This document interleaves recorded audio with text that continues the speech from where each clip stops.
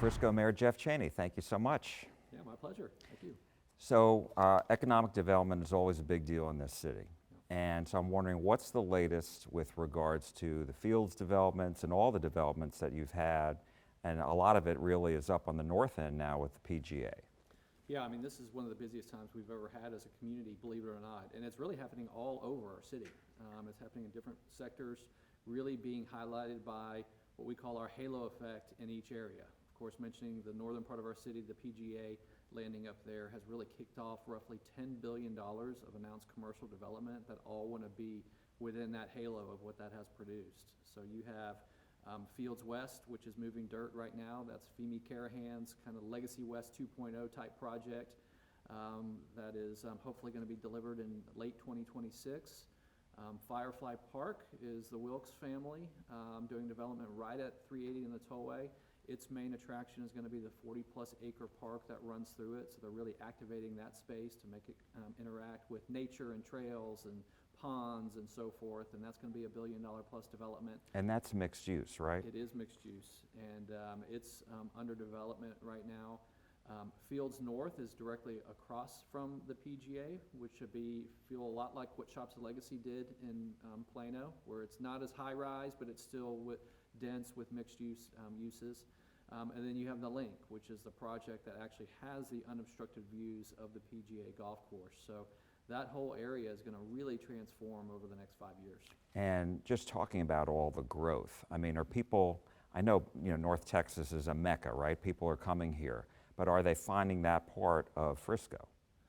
Yes, so this region is largely considered the hottest commercial market in the entire country, if you talk to commercial brokers, from things that have happened in Plano to the Colony, of course, all the things happening in Frisco, and there's so much growth happening to the north of Frisco, and Prosper, and Salina, and so a lot of those residents coming here for employment, coming here to dine, and so there's a lot of demand for it. We look at Frisco as being kind of the next kind of urban hub. I mean, you've got Dallas, you've got Fort Worth, and kind of suburban communities around those, and really what's developing here is kind of that new hotspot, which is Frisco, that's going to be kind of the center of attention up here. And so you're talking about jobs as far as all these commercial, I mean, are there any like big names coming? Yeah, so, Keurig Dr. Pepper was our first Fortune 500 company. TIAA, which moved in this summer, was our second. That's at the Star. That's at the Star. Yeah. And those won't be our last, so we're really pushing to bring in a lot of jobs here to our community. In fact, at our meeting this week, we were actually told of an announcement that's coming that's going to take an entire building all by itself. So that's coming down the pike, probably here within the next 60 days as far as that announcement. And what kind of business are we talking about? We actually haven't even been told it yet. Ah, okay. And so it's going to be released here quickly, but it's going to be a big brand name. That's going to bring a lot of employment, over 1,000 jobs. Whoa, is this a relo? It is. Corporate? Yes, and so our Economic Development Corporation has been really aggressive in trying to find relocations from all over the country.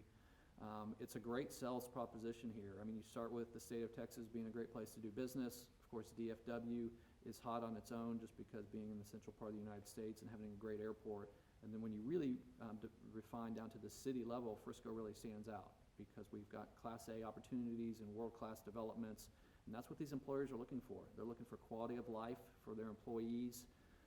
The HR department basically has a seat at the table, wanting to know that there's going to be a great quality of life, that there's going to be amenities in the park wherever they're going to go in. So people want to come into the office and want to come to work. Because it's new as well.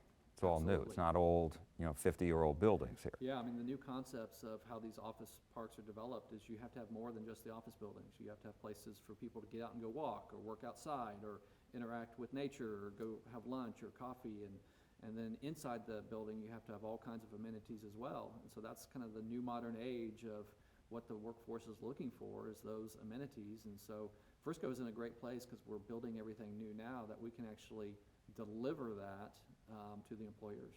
And what was the timing on this announcement? I would expect we would hear it over the next few months.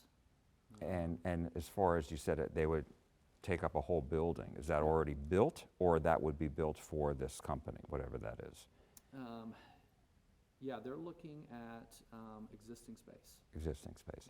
And so you talked before about growth all over the city. I know on the southern end there's Hall Park Yes. that has expanded. We've seen that go up.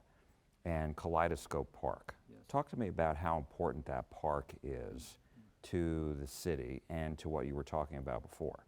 Yeah, I mean, that's a personal passion project for me. And so that ordinance was actually passed in 2017. It was the first of its kind. It's our commercial open space ordinance. And so that was actually something I campaigned on, is we wanted to actually look at our commercial properties as an extension of our park system, that they should be connected via trails, and they should have parks kind of within these environments, and just making sure that we're preserving this land forever.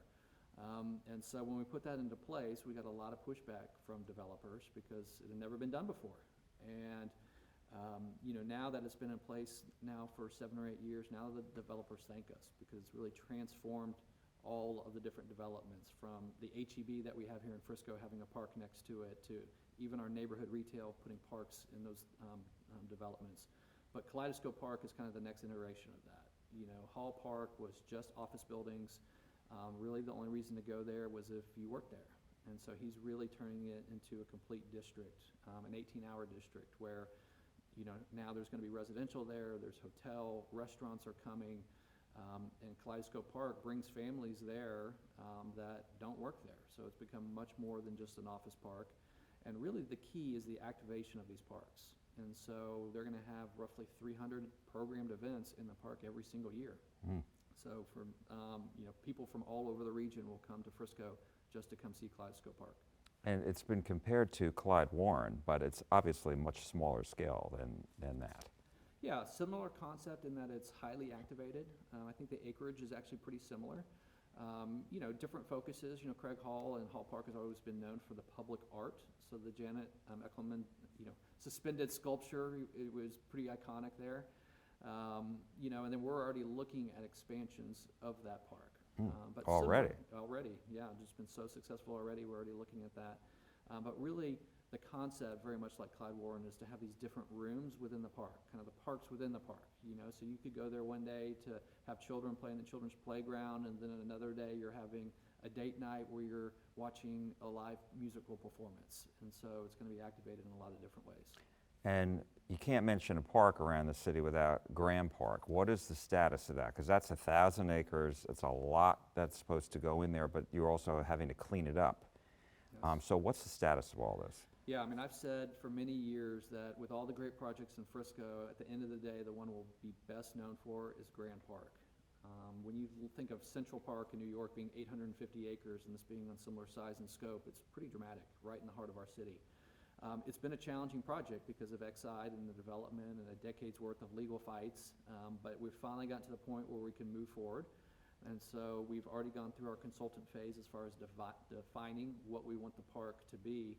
And just last month, we approved a contract to develop and phase our first phase of the park, which will be a substantial phase, with the goal of actually starting to move dirt on it by the end of next year. And so what would be in that first phase? So it's going to be very much what we call our civic area. And we have some renderings kind of loosely, which would show kind of what would be there, but you're talking about some water features like activated ponds that you could kayak in, canoe in, obviously an extensive trail system, some event lawns going in there, gathering areas, maybe an amphitheater for performances. So it will be a substantial phase to it. The entire scope of this park, people have been to the Gathering Place in Tulsa. That's a very good comp to kind of what this is going to look like when it's all said and done. But it would be built out over multiple phases because, realistically, to build the whole vision, you're probably talking a couple $100 million to do the entire vision for the park. And then from there, Graham Park is kind of the heart of the city. You have kind of the arteries, the trail system that goes out in all directions and connects up to kind of all areas of the city. So the trail network will get you to the Star, it will get you to Lake Louisville, it will get you to the PGA, it'll get you to our rail district. It really kind of goes out to everywhere. And I wanted to ask you about traffic, because the tollways being widened needs it because there's a ton of traffic. But what I've noticed is when you go down in the morning, there's a lot of traffic coming back up into Frisco. So you have workers coming to Frisco who don't live in the city. Sure. So talk to me a little bit about what the city is doing to try to, mitigate all this traffic that's both ways. Yeah, so, we have the state projects, the tollway, and of course, US 380, those are state-funded projects that, are expanding at the same time.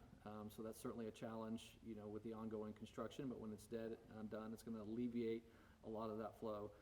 From the city perspective, what we're doing is we're actually have more active road projects than we've ever had at one time as a community. And really, this council wanted to get ahead of it, not just be reactive. We know a lot is coming from up north, not just the things we talked about in Frisco, from Universal Kids to the Fields area and the PGA area, but the communities to the north of those building out. So that's why all the major thoroughfares are being put in. East and west, you're talking about Panther Creek, you're talking about PGA Parkway connecting. Of course, Legacy was done this year.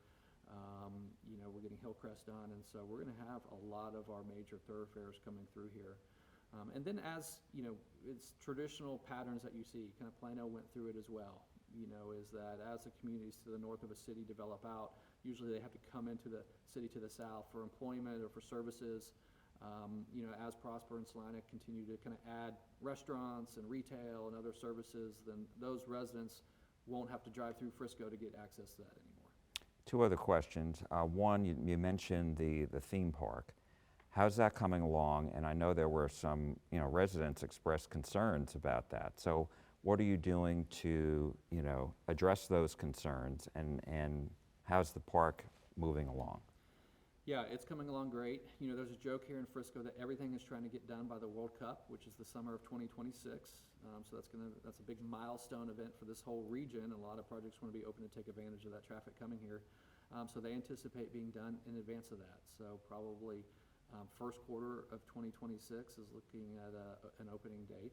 So we're really excited about it. They're going to start kind of rolling out announcements as far as the different themed lands, I think, over the coming year, to get the public excited about their grand opening. We haven't heard really any resident concerns since the final vote on it. I think a lot of people got questions answered. The most common concerns that people had was certainly traffic, but what we just talked about. And so it was a big part of just communication with the public, saying that this project was actually a traffic mitigator, because it actually is a less dense project than what was intended to go there, and it's traffic that's off-peak times. So actually, long-term, help the flow of traffic, come through there. And so right now we're seeing, a lot of excitement, a lot of small businesses that, are starting to partner with them to provide services for them, and they've done everything that they promised. There was a neighborhood directly south, the Cobb Hill neighborhood, where they promised to build a wall for them around their community. They've already done that. It looks amazing. They went above and beyond there. The residents are very happy. The trees are starting to go in. And every step of the way, they've been, great partners with the neighbors and with the city. And then I wanted to ask you about just the mix. That's been a hole in the wall in the ground for. The hole in the toll. Yeah, right. I mean, so talk to me about that, and also this, the transportation alternatives that may be coming, as far as, the driverless cars Frisco tried, right? Yeah. And even just the air taxis. Yeah, so, the mix has been a big frustration for myself personally and the city, just being a big eyesore. It was a former developer who went bankrupt, and then a new developer. We worked through a new site plan. Just last month, we actually approved a new development agreement with them. It's a performance-based agreement, and they don't receive any money until the underground parking garage is actually completed. So that is their incentive to get it done, and hopefully get it done quicker. The actual new development plan, in my opinion, is actually better than the original even was. And so the final story of the mix, formerly known as Wade Park, will be a positive one, in my opinion. We just had to kind of go through a challenging era to get there. But I actually got a calendar request today for their upcoming groundbreaking. So that's anticipated to happen in December. And construction on that first phase, which includes the grocer and some multifamily, high-end multifamily, and then some medical office, is anticipated to get started right away. And then as far as alternative transportation, Frisco has always been aggressive. We love being a beta test community. In fact, we consider our whole city to be a kind of a beta test market. That's why we were the first to lean into things like Drive AI and, of course, the drone deliveries, and the third dimension is very much a possibility when you start talking about things like Uber Elevate and the flying taxis, and those kinds of technologies are coming. But more and more you're going to see autonomous vehicles and how that leads to how we better design our roads, and then the smart light technologies, and so that's going to continue to help traffic flow over time. And then as far as public transportation, we think that's going to really evolve over the next 10 to 15 years, how people really get around a community. And so we want to be on the leading edge of that. We were working with organizations like DCTA, who's kind of really leaning into those technologies, looking at kind of asset light environments, looking for services, and we think that's the future of how government can kind of work towards public transportation. Frisco Mayor Jeff Cheney, thank you so much. My pleasure. We appreciate the update.